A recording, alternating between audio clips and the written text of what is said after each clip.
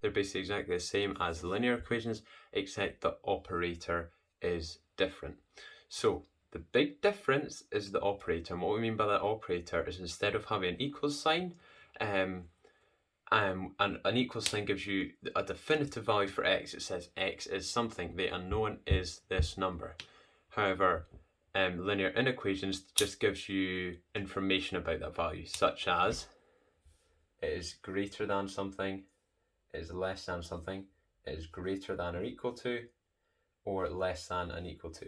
So this just gives you a statement. So for example, we could have x is greater than 4.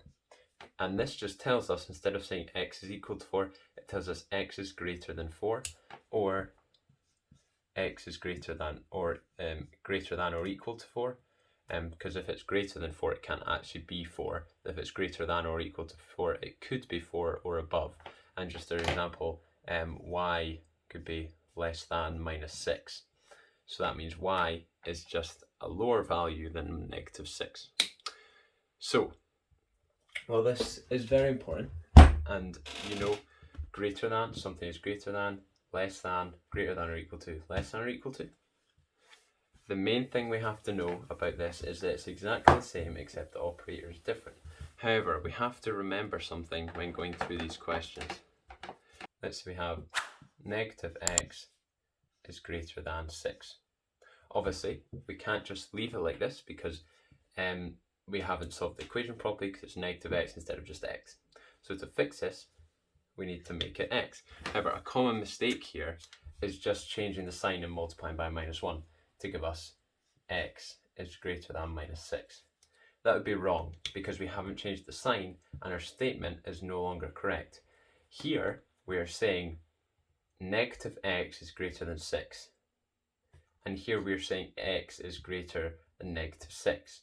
That doesn't make any sense because if negative x is greater than 6, then x isn't going to be greater than negative 6 because the sign has changed. So what we need to do is remember to keep the sign in mind.